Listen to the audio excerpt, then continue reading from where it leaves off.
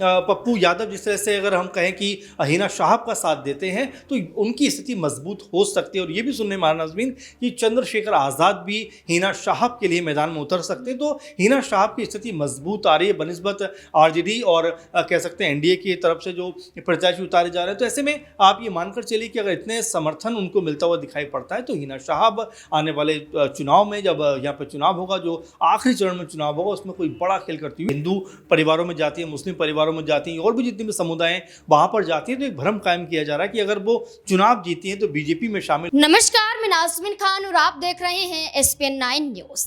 आखिरी चरण 1 जून की बात की जाए तो मतदान सिवान में होते हुए नजर आएंगे, लेकिन सिवान में अभी से ही हिना साहब ने निर्दलीय नामांकन दाखिल कर दिया है। 30 अप्रैल यानी कि आज वो नामांकन दाखिल करती हुई नजर आई और तमाम मुद्दों पर चर्चा करती हुई भी देखी गई। हिना साहब जो कहीं ना कहीं आरजेडी के टिकट से चुनाव लड़ सकती थी, लेकिन आरजेडी की तरफ से जो बेईमानी की गई, आरजेडी की तरफ से हिना साहब को कहीं ना कहीं दरकिनार किया गया, जिसकी वजह हिना साहब ने ये अपनाया कि निर्दलीय चुनाव लड़ना ही बेहतर होगा। तो ऐसे में नामांकन दाखिल करती हुई नजर आई। तो वहीं जेडीयू पार्टी की तरफ से विजय लक्ष्मी की बात करें, वो उनके मुकाबले में प्रत्याशी के रूप में उतारी गई हैं। वहीं आरजेडी के टिकट से बिहार विधानसभा स्पीकर अवध बिहारी चौधरी को टिकट दिया गया है, लेकिन दोनों से पहले ही हिना साहब निर्दलीय नामांकन दाखिल करती हुई नजर आई, जिसके बाद तमाम चर्चाएं होती हुई नजर आ रही हैं कि जो निर्दलीय पूर्णिया में नामांकन दाखिल करते हुए नजर आए, पूर्णिया में जो चुनाव प्रचार करते हुए देखे गए, पूर्णिया में जो वोटिंग होती हुई नजर आई, उसमें पप्पू यादव निर्दलीय ताल ठोकते हुए दिखाई दे रहे हैं। जीत का दावा खुद पप्पू यादव करते हुए नजर आ रहे हैं। क्या वही पप्पू यादव अब यहाँ पर समर्थन हिना साहब को देते हुए नजर आएंगे? और क्या आरजेडी की तरफ से भी कोई समर्थन हिना साहब को मिलता हुआ नजर आएगा? इससे जुड़े हुए तमाम सवाल बनते हैं। मेरे वरिष्ठ सहयोगी अमन सर मेरे साथ जुड़ चुके हैं। अमन सर, क्या लगता है कि हिना साहब निर्दलीय मैदान में तो उतरी हैं, लेकिन क्या लगता है कि पप्पू यादव तो समर्थन का दावा करते हुए नजर आ रहे हैं? क्या आरजेडी की तरफ से भी समर्थन दिया जा सकता है? क्योंकि शहाबुद्दीन का दबदबा आरजेडी के टिकट से सिवान पर बखूबी देखने को मिला है।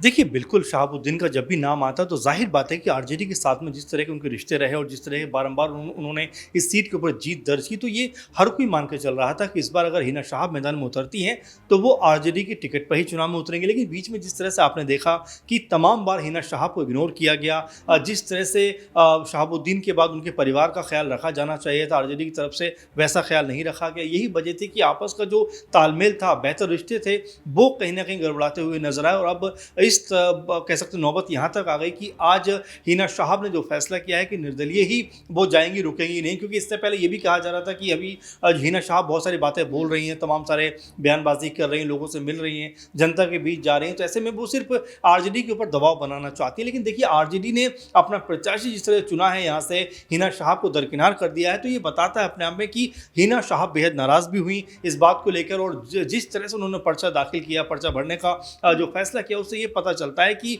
वो जीत को लेकर काफ़ी अधिक आश्वस्त भी हैं। क्योंकि देखिए, अगर हम जो जातिगत समीकरण की भी बात भी करें तो अच्छी खासी तादाद में यहाँ पर मुस्लिम वोट बैंक है, तो ऐसे में उनको साध सकते हैं। और साथ में देखिए, इमोशनल कार्ड बहुत काम आ सकता है, ना सिर्फ मुस्लिम बल्कि हिंदू जो वोटर्स हैं। आपने देखा कि बहुत सारी जो हिंदू महिलाएं थी उनको चुनरी उड़ाते हुए भी नजर आई। तो ये बताता है अपने आप में कि वो सिर्फ मुस्लिमों तक ही सीमित नहीं है, बल्कि तमाम जो समुदाय हैं उन तक वो जाना चाहते हैं, उन तक पकड़ बनाना चाहते हैं। और आपने जिक्र किया पप्पू यादव का।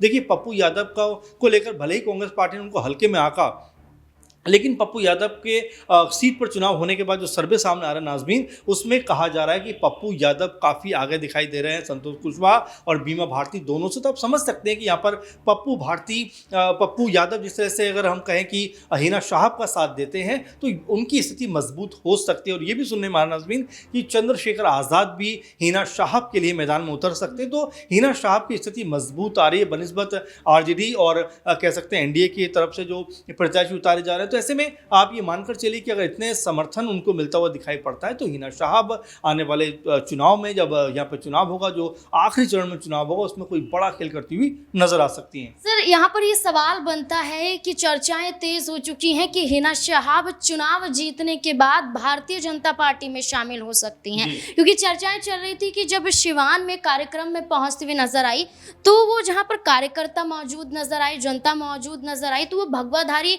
गमछे धारण करते हुए देखे गए थे, तो वो हिना शहाब के इर्द गिर्द खड़े हुए नजर आए, जिसके बाद कहा जा रहा था कि क्या ये भगवा रंग दर्शाता है कि वो भारतीय जनता पार्टी की तरफ रुख करना चाहती हैं। वही हिना शहाब कहती हैं कि यही शिवान का रंग है कि हर धर्म हर रंग को लेकर हम साथ में चल रहे हैं। तो क्या कहना है?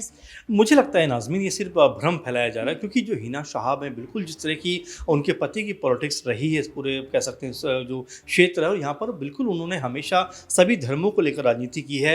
हालांकि उनको कई तरह की अलग अलग चीज़ों नज़र से देखा जाता रहा था, लेकिन उन्होंने हमेशा सब धर्मों को लेकर आगे चलने का फैसला किया। वही फैसला या वही परंपरा को आगे बढ़ाती हुई हिना शहाब भी नजर आती हैं। जिस तरह से हिंदू परिवारों में जाती हैं, मुस्लिम परिवारों में जाती हैं, और भी जितने भी समुदाय हैं वहाँ पर जाती हैं, तो एक भ्रम कायम किया जा रहा है कि अगर वो चुनाव जीती हैं तो बीजेपी में शामिल हो सकते हैं। हालांकि ये कोई बड़ी बात नहीं है कि शामिल होना या ना होना उनका फैसला है, लेकिन जिस तरह की खबरें फैलाई जा रही हैं शायद मुझे लगता है कि उनका जो चुनाव में पकड़ बनी हुई है उसको कमज़ोर करने का प्लान किया जा रहा है। क्योंकि देखिए, गमछा पहनकर ये सिर्फ बीजेपी का इसमें हक नहीं है कि बीजेपी ही ने इसको कॉपीराइट नहीं करा लिया, कोई भी इसको पहन सकता है, कोई भी इसको धारण कर सकता है, और ये चीज़ बारंबार देखी जाती रही। लेकिन जिस तरह से रंगों को भी अब कह सकते हैं धर्म से जोड़ दिया जाता है, पार्टी से जोड़ दिया जाता है, मेरे ख्याल से उतना बेहतर चीज़ नहीं है। लेकिन हिना शहाब के बारे में बिल्कुल मुझे कहने में कोई हिचक नहीं इस बात में कि जिस तरह से वो ज़मीनी स्तर पर लगातार प्रयास कर रही हैं, लोगों के पास जा रही हैं, लगातार एक सिंपैथी के तौर पर भी जा रही हैं कि जिस तरह से पति ने उनके यहाँ पर लोगों के साथ में काम किया, इस क्षेत्र के लिए काम किया, वो भी कुछ ऐसा ही करना चाहती हैं। लोगों के बीच जाकर उनकी जो समस्या उनको सुनना चाहती हैं। और देखिए, जब तक आप लोगों के साथ में नहीं जाएंगे, पास में नहीं जाएंगे, बातचीत नहीं करेंगे, चाहे वो हिंदू हो या मुस्लिम हो, तब तक आपको अपनी जीत के जो कह सकते हैं वो दावे नहीं करने चाहिए। और यही बात हिना शहाब के मेरे ख्याल से समझ में बहुत पहले आ गई कि उनको जनता के बीच जाना है, बात करना है, कम्युनिकेट करना है, और यही कुछ करती हुई वो नजर आती हैं। आपने पप्पू यादव को भी देखा कि जब भी वो कह सकते हैं जीत के दावे करते थे, लोगों के बीच वो पाए जाते थे। तो ऐसे में जितना आप लोगों से मिलेंगे तो माहौल बदलता हुआ नजर आएगा। और वैसे ही कुछ हिना शहाब के मामले में लग रहा है कि वो भी हो सकता है जिस तरह का जन समर्थन उनको मिल रहा है, यहाँ का माहौल बदलती हुई नजर आए। देखिए, बिल्कुल माहौल बदलने में समय नहीं लगता है, और माहौल बदलने के लिए एक सोच ज़रूरी है। तो ऐसे में हिना शहाब कहीं ना कहीं उन तमाम सोच विचार को लेकर चलती हुई नजर आ रही है। और सिवान की बात करें, मुस्लिम, यादव, अति पिछड़ा, अगर जाति समीकरण की भी बात करें, तो वोट कहीं ना कहीं हिना शहाब के समर्थन में पड़ता हुआ दिखाई दे रहा है। वहीं दूसरी तरफ आरजेडी के टिकट से बात करें तो अवध बिहारी चौधरी को टिकट दिया गया है। ना ही वो चुनावी मैदान में उतरते हुए नजर आ रहे हैं और ना ही चुनाव प्रचार करते हुए देखे जा रहे हैं, जबकि हिना शहाब दमखम दिखाती हुई नजर आ रही हैं। तो सवाल बार बार यही उठता हुआ नजर आ रहा है कि पप्पू यादव का समर्थन, चंद्रशेखर आजाद का समर्थन, वहीं दूसरी तरफ आरजेडी के कई कार्यकर्ताओं का समर्थन भी हिना शहाब को मिल रहा है। क्या ऐसे में हिना शहाब की सिवान से जीत सुनिश्चित कर ली जाए, या फिर यहाँ पर एक कड़ा मुकाबला फिर से होता हुआ नजर आएगा? क्योंकि त्रिकोणीय मुकाबले की बात करें तो इस सीट पे भी नजर आता है, पूर्णिया सीट पर भी देखने को मिला था। वहां पर जिस तरीके से वोटिंग पड़ती हुई नजर आई, 55 से 60% वोट पड़ा, जिसमें दावा पप्पू यादव की जीत का किया जा रहा है। अब यहाँ पर चुनावी मैदान में 3 चेहरे, अब देखना यह होगा कि कौन सा चेहरा यहाँ पर बाजी मारता हुआ नजर आएगा। इस मुद्दे को लेकर आपकी क्या राय बनती है? हिना शहाब जीतती हुई दिखाई देंगी, अवध बिहारी चौधरी या विजय लक्ष्मी? क्या है आपकी राय? कमेंट सेक्शन में जरूर बताएं। देखते रहें SPN9 न्यूज़। धन्यवाद।